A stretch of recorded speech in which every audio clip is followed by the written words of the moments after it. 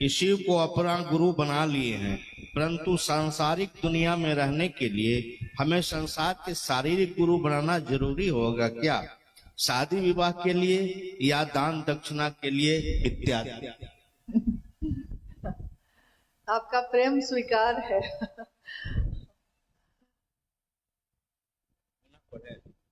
फिर से वो बीच में संगीता गुरु बहन, ये हम सुन लिए कि हाँ, अगर महादेव को गुरु बना लिया है तो क्या शरीरधारी गुरु बनाना चाहिए, यही ना? हाँ, दान दक्षिणा देना शादी विवाह के लिए या दान दक्षिणा के लिए। अच्छा, ठीक है। देखिए, दान दक्षिणा देना है तो दान दक्षिणा देने के लिए पात्र की कमी नहीं है। बहुत लोग हैं जो गरीब हैं, जिनको जरूरत है। बहुत ऐसे हैं जो अपनी बेटी की शादी नहीं कर पा रहे हैं। यानी दान अगर आप देना चाहते हैं तो दान देने की कमी नहीं है, आप दे सकते हैं। जो पात्र है उसको दे दीजिए। दक्षिणा यानी हम लोग दक्षिणा में क्या देते हैं? या तो कपड़ा देते हैं, या कुछ पैसा देते हैं, या फिर चावल दाल और उस पे आलू और हल्दी रख के दे देते हैं, यही ना दक्षिणा देते हैं। तो भाई, आखिर सबका अपना अपना जीवन है। पंडित जी को इतना चीज देने में तो आपका कुछ नहीं घटेगा, दे दिया कीजिए भाई। नहीं तो वो कहेंगे जो शिव का शिष्य होता है वो दान दक्षिणा देना भी छोड़ देता है। अब रही बात गुरु की, तो जब गुरुओं के गुरु, सदगुरुओं के गुरु महेश्वर शिव को ही अपना गुरु बना लिया है, जो सबसे बड़े सर्वोच्च शिखर पे बैठे हैं उन्हीं को अपना गुरु बना लिया है, तो अब तो सारे गुरु उन्हीं के अधीन हैं।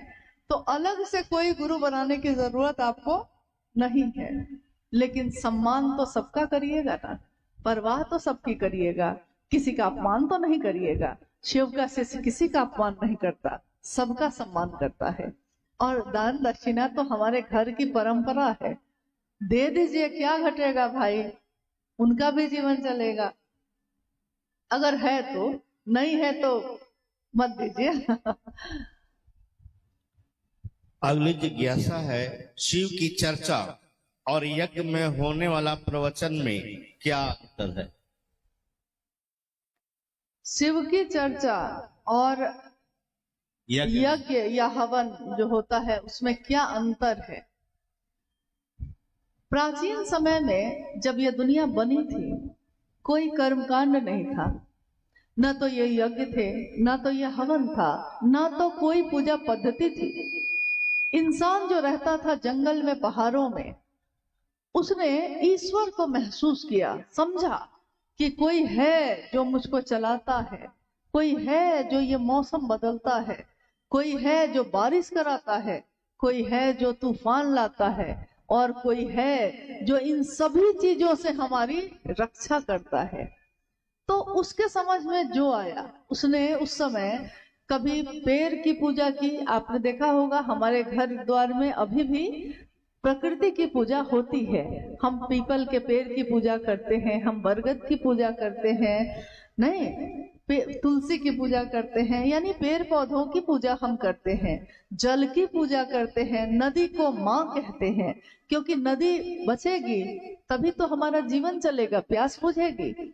नदी को, भारत एक ऐसा देश है जिसमें नदी को माँ कहा जाता है। और अग्नि की पूजा होती है, हवा और आकाश की पूजा होती है, मिट्टी की पूजा होती है, हर चीज की पूजा प्रकृति की होती है। अब बताइए, एक प्रकृति की पूजा करने में कौन सा यज्ञ, कौन सा हवन? कुछ भी नहीं। यहाँ तो दिल से आपने जो दिया है वही स्वीकार हो गया। तो प्राचीन समय में ऐसा ही था। लेकिन जब वेद आए, 4 वेद हैं हमारे भारत में, वेदों में फिर कर्म कांड आया और हवन और यज्ञ भी आया। हवन और यज्ञ भी हमारे आपके जीवन को ऊर्ध्वमुखी करते हैं, ऐसा नहीं कि नहीं करते, लेकिन कुछ दूरी तक ही करते हैं। गीत, भजन, श्लोक, मंत्रों का जप, ये भी हमारे जीवन को परिमार्जित करता है, लेकिन कुछ दूरी तक ही करता है। पूरी तरह उस शिव से एकमेक होने की जो विधा है, उसमें जिसकी बात आप लगातार करते हैं, जिसके बारे में हमारा मन मनन करता है, लगातार मेरे मन में जो चलता है पल प्रतिपल, वो मेरे मन में अस्थाई होता है। जितनी देर हवन में बैठे हैं उतनी देर तो ईश्वर पे ध्यान चला गया, लेकिन जब उठे, हवन से उठे, बस ध्यान भी उठ गया। तो ये गलत नहीं है, एक दूरी तक ये सही है, लेकिन शिव की चर्चा इससे बिल्कुल ही अलग बात है। शिव की चर्चा पूजा पद्धति का ही हाईटेक रूप कहा गया है। वो भी पूजा, ये भी शिव की पूजा है जो अभी घटित हो रही है, जिसमें हम सब बैठे हैं। पूजा में क्या होता है? पूजा में उस ईश्वर का ध्यान करते हैं हम, जिसकी पूजा करने हम बैठे हैं। अभी हम लोग किसके ध्यान में हैं? हम सारे लोग किसके ध्यान में हैं? क्या ध्यान में नहीं है? इतना ध्यान में है कि बोल भी नहीं रहे हैं। किसके ध्यान में है हम? महादेव के। किसकी बात करते हैं हम? महादेव की। किसकी बात सोचते हैं हम? महादेव की। तो हमारा मन भी सुनता है महादेव, बोलता है महादेव, कहता है महादेव, सब कुछ महादेव ही तो है। कहते हैं अध्यात्म का आकाश और क्षिति शिव है, साधुता की पराकाष्ठा है शिव। अगर कोई साधु है तो उसकी पराकाष्ठा है शिव। और हम सब तो उन्हीं की बात करते हैं। मंदिर में खड़े होके हम महादेव की स्तुति करते हैं, हम महादेव को कहते हैं, महादेव को ही कहते हैं, हे महादेव कर्पूर गौरम करुणावतारम संसार सारम भुजगेंद्र हारम सदा वसंतम हृदय रविंदे भवम भवानी सहितम नवामि। तुम महादेव क्या हो? कर्पूर की तरह गौर हो। तुम माँ भवानी के साथ मेरे हृदय में बस जाओ। हम महादेव की मूर्ति के पास खड़े होके यही तो कहते हैं। और आज हम क्या कर रहे हैं? हम इस पूरी दुनिया में घूम घूम के वही बात तो कह रहे हैं, महादेव मेरे हो जाए, महादेव का मैं हो जाऊं। आप भी वही काम कर रहे हैं। ये पूजा तो आज तक हुई ही नहीं जिसमें भाव ही भाव है, कर्म कांड कुछ भी नहीं, लेकिन भाव की कमी भी नहीं है। और महादेव तो भाव सत्ता है, वहां भाव ग्रहण होते हैं। हमारे जल दूध या धतूरा ग्रहण नहीं होता। जिस भाव से आपने चढ़ाया है ग्रहण वहां सिर्फ भाव होता है। और यहाँ शिव की चर्चा में भी शिष्य का भाव ही ग्रहण कर रहे हैं महादेव। तो शिव चर्चा शिव की पूजा ही है, हाईटेक रूप है उसका। जिस तरह हाथ के पंखे से हम आज कूलर और एसी पे चले आए, हाथ का पंखा भी तो हवा ही देता है, पेडेस्टल फैन या छत पे लगा हुआ पंखा भी तो हवा ही देता है, और कूलर लग गया तो वो भी हवा ही देता है, एसी लग गया वो भी हवा ही देता है। लेकिन हाथ के पंखे में ठंडक थोड़ी कम थी, मेहनत ज्यादा थी नहीं, और एसी में ठंडक ज्यादा है और मेहनत जरा भी नहीं है। भले उसमें पैसा आपको लग गया है, लेकिन स्थिति के अनुसार, परिस्थिति के अनुसार जीवन में हमने हाईटेक पद्धति अपनाई है। जीवन को जीने के लिए हर चीज में अपनाई है। पहले भोजन हम लकड़ी पे बनाते थे, आज गैस के चूल्हा पे बनाते हैं। बहुत जगह पे लोगों ने तो बिजली से चलने वाला चूल्हा भी अब लगा लिया है। नहीं, बहुत जगह हम लोग पानी तो हमेशा चापाकल से पीते थे, कुआं से पीते थे, तालाब से, नदी से पीते थे। अब पानी का बोतल भी खरीद के पी लेते हैं। हाईटेक पद्धति हर चीज में अपनाई हमने, हर चीज में उन्नति की है। लेकिन पूजा पाठ के क्षेत्र में हमने हमेशा सोचा कि कहीं गलत ना हो जाए। कहीं डर लगता था कि कुछ गलत हो गया पूजा में तो पता नहीं कोई सजा हो जाएगी, पाप हो जाएगा। लेकिन साहब ने ये बताया, ये समझाया कि जो अपना होता है वो अपनों से नहीं डरता। बाघ का बच्चा बाघ से नहीं डरता। महादेव की संतान महादेव से डरती नहीं है, महादेव को प्यार करती है, डरती थोड़े ही है। एक बच्चा अपने पिता से डरता नहीं है। कभी कभी तो देखिएगा कि वो बच्चा अपने पिता की गोद में चढ़ गया है, कीचड़ लगा दिया है पूरा, नहीं, कभी कभी गीला कर दिया है पूरा, कपड़ा फाड़ दिया है खींच के उसने, तब भी पिता प्रेम से उसको बोलता है छोड़ो, प्रेम से, डांटता नहीं, मारता नहीं। एक माँ को वो रातों में सोते हुए जगाता ही रहता है, जगाता ही रहता है। कहाँ माँ उसको डांटती है, उल्टा उसको गोद में लेकर घुमाती रहती है। तो जो अपना होता है वो इसकी परवाह नहीं करता कि कर्म कांड क्या है।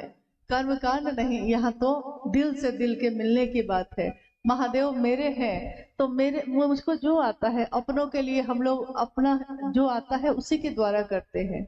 जैसे आपने देखा होगा कि आपके हमारे घर में भोजन बनता है, जैसा भोजन आपको आता है बनाने आप अपने परिवार के लिए वैसा ही तो बनाती हैं। हर आदमी को सुंदर भोजन बनाने नहीं आता, बहुत लोगों को आता है, बहुत लोगों को नहीं आता है। जैसे हमको भी बहुत अच्छा खाना बनाने नहीं आता, कोई आदमी सर्वगुण संपन्न नहीं होता, लेकिन जो सुंदर खाना बनाती हैं हम उन लोगों का बहुत सम्मान करते हैं। हम बोलते हैं कि ये सबसे भारी काम है जो आप करते हैं, क्योंकि सुबह से रात तक आपको सोचना पड़ता है, यही सोचते रहते हैं आप क्या बनाएं क्या खिलाएं। बहुत भारी काम है, ये मामूली काम नहीं है। जो काम प्रतिदिन होता है वो मामूली काम नहीं होता है, लेकिन जैसा आपको आता है अपनों के लिए आप वैसा ही बनाते हैं। जैसा आपको आता है अपने बच्चे को बैठाते हैं पढ़ाने, वैसा ही पढ़ाते हैं। साहब ने इतना ही कहा, महादेव आपका है, उस महादेव को जैसा आपको आता है वैसे ही दया मांगिए, वैसे ही प्रणाम करिए, और जितना भर बोल पाइए, जितना भर सुन पाइए, महादेव की चर्चा में जाइए भी और करिए भी और सुनिए भी, उतना भर जितना आपका सामर्थ है। यही आपकी अपनी निधि है। अपनों के लिए जो आपको जैसा आता है आप वैसा ही करते हैं। महादेव से डरने की जरूरत नहीं, वो तो भोला भी है और एकमात्र एक ऐसी सत्ता है जिसको पूरी दुनिया ने बाबा कह के पुकारा है। बाबा से अपना कौन होता है, वही बाबा गुरु भी है। तो उनको जैसा आपको आता है वैसा ही भाव अर्पित करने की कोशिश करिए, वैसे ही काम करने की कोशिश करिए। रविंदर भाई मोहली से जानना चाहते हैं कि अपने गुरु के प्रति कृतज्ञता व्यक्त करने के लिए क्या तीनों सूत्र सहायक हैं? अपने गुरु के प्रति कृतज्ञता व्यक्त करने के लिए क्या तीनों सूत्र सहायक हैं? कृतज्ञता मतलब एहसान मानना। एहसान, कोई हम पे एहसान कर दिया तो हम उसके प्रति कृतज्ञ हो जाते हैं, मन झुक जाता है। हम कहते हैं कि अरे जब कोई साथ नहीं दिया तो आप मेरा साथ दिए, जब कोई मदद नहीं किया भैया आप ही मेरी मदद किए। कहते हैं ना हम लोग कभी कभी, कोई दुख हो गया, कोई पीड़ा हो गई, कोई बीमार हो गया, बहुत लोग फोन उठाना बंद कर दिए, कोई मेरा फोन नहीं उठा रहा है कि कहीं हमसे मांग न ले कुछ, और उस समय कोई ऐसा व्यक्ति आके आपकी मदद कर देता है जिससे आपको उम्मीद भी नहीं थी, तो जीवन भर आप उसके उस एहसान को जो एक दिन उसने किया है आप पे, जीवन भर उसके बारे में आप इसी तरह बात करते हैं। फिर हो सकता है वो आदमी नहीं मिला हो आपको, लेकिन जीवन में कहीं भी कहीं इसी से बात होगी तो आप कहिएगा नहीं नहीं, साधु से दुनिया खाली नहीं है। देखिए ना, जब कोई अपना परिवार मेरा साथ नहीं दिया, कोई साथ नहीं दिया, कोई मदद नहीं किया, तो अमुक आदमी मेरी मदद किए, हम हमेशा उनके एहसान के तले रहेंगे। देखिए, एक दिन किसी ने एहसान किया तो जीवन भर ढोते हैं हम, जीवन भर। और महादेव ने तो दया ही दया की है। महादेव की दया से ये दुनिया मिली, ये आंखें हैं जो देखती हैं, ये कान है जो सुनते हैं। महादेव की बात हमको करने का सौभाग्य मिला, अच्छे अच्छों को नहीं मिला, हम सबको मिला है। ये तो महादेव की असीम दया का परिणाम है। तो ये तीनों सूत्र सहायक हैं। जब हम तीनों सूत्र करते हैं निस्वार्थ भाव से, तो ये कृतज्ञता उतारने की विधि है। यानी उस महादेव ने दया की, हमारा मन कृतज्ञ है, झुका हुआ है, लेकिन हम उस महादेव को क्या दे सकते हैं? कुछ भी नहीं है मेरे पास। हम कुछ भी देंगे, चांद को दिया दिखाते हैं, सूरज को रोशनी दिखाते हैं, उस महादेव को हम क्या दे सकेंगे? मेरे पास क्या है, आपके पास क्या है? लेकिन उस महादेव को कुछ भी न दे सके, भाव तो दे सकते हैं, उनसे दया तो मांग सकते हैं, उनकी बात तो दुनिया में घूम घूम के कर सकते हैं। कहते हैं साहब कि इतना महादेव महादेव करो कि एक दिन महादेव ही ढूंढे कि कौन मेरा ऐसा दीवाना है जो इतना महादेव महादेव करता है। तुम महादेव को जानते हो ये कोई बड़ी बात नहीं, दुनिया महादेव को जानती है, इसमें क्या विशेष बात है। वो महादेव तुमको जान ले, इतना महादेव का काम करो, इतना महादेव की बात, लोगों को 2 कदम चलाओ उधर। हमारे झुकने से अगर कोई चल सकता है महादेव के तरफ तो झुकिए। ये आपने महादेव के लिए किया है। और तीनों सूत्रों का निर्वहन निस्वार्थ भाव से करना शिव के को दक्षिणा देने के बराबर है। ये कृतज्ञता दक्षिणा ही है, गुरु दक्षिणा ही है जो हम शिव को दे सकते हैं। ये दिखाई नहीं देता, शिव भी तो दिखाई नहीं देता। जब भी सूक्ष्म चीज होती है, मन की चीज होती है, वो कहाँ दिखाई देती है। यहाँ तक कि शरीर में बाहर से देखिए सब, आंख, नाक, कान, मुंह सब दिखता है। शरीर के अंदर अल्ट्रासाउंड, सिटी स्कैन कराइए, सब दिखता है, लेकिन मन कहाँ है, ये कहीं नहीं दिखता है। मन कहाँ है? जिस मन से हम संचालित होते हैं, जिस मन से हमारा जीवन चलता है। मन दुखी है, मन सुखी है, मन को ये अच्छा नहीं लगता, मन को ये अच्छा लगता है। जिस मन ने हमको इतना पकड़ के रखा है, वो मन दिखाई नहीं देता। पूरे शरीर में कहाँ है? भाव दिखाई नहीं देते। एक माँ अपने बच्चे को प्यार करती है, प्यार करती है, उसकी परवाह में दिखता है कि प्यार करती है, लेकिन प्यार एक भावना है, एक भाव है। ये भाव कहाँ दिखाई देता है? ये तो सूक्ष्म है, महसूस किया जाता है। तो महादेव से प्रेम करना, महादेव के लिए कृतज्ञ होना, ये भी सूक्ष्म है, भाव है। ये महसूस किया जाता है कि मेरे गुरु शिव ने मुझ पे दया ही दया की है। सिर्फ एहसास है, ये रूह से महसूस करो, प्यार को प्यार ही रहने दो, कोई नाम न दो। महादेव से प्यार करना और महादेव का प्रिय बन जाना, इससे बड़ी उपलब्धि इस जीवन में किसी मनुष्य की, किसी जीवात्मा की नहीं हो सकती। कोशिश यही करनी है कि हम इतना भर भी अगर महादेव की बात कर सकें तो कम से कम समझेंगे कि इस जीवन में आना सार्थक हुआ। इस जीवन में आए हैं, जाएंगे, फिर आएंगे, फिर जाएंगे। महादेव के लोग तो आते रहेंगे और जाते रहेंगे। दुनिया को शिव भाव से आप्लावित करते रहेंगे, भरते रहेंगे।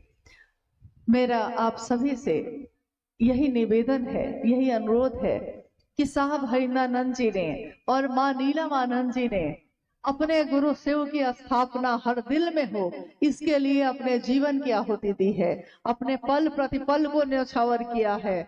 और हम अगर एहसान मानते हैं उनका, तो हमारा कर्तव्य है ये कि हम सब भी निस्वार्थ भाव से अपने गुरु शिव की स्थापना सबके दिल में करें। खुद की स्थापना की खोज ठीक नहीं है, इससे कुछ हासिल नहीं होगा। कोई चाहेगा कि लोग मुझको चाहें, मुझको जाने, इससे क्या मिल जाएगा? जिस दिन महादेव आपको जाने, महादेव आपको चाहे, इससे सब कुछ मिल सकता है। लेकिन दुनिया के लोग जान भी जाएंगे तो क्या जानेंगे? यहाँ तो बड़े बड़े लोग आए और चले गए, और कज़ा ने 1000 सूरत बिगाड़ डाली बना बना कर। यहाँ बड़े बड़े लोग आए और गए, लेकिन महादेव अगर दिल में धड़क गए तो ये इस जीवन का सबसे सुंदर काम होगा। आप सबसे भी यही अनुरोध है, अपने साहब दीदी को याद करिए, अपने गुरु महादेव के लिए जितना भर हम सबसे हो सके करने की कोशिश करें। आप सभी के चरणों में मेरा प्रणाम।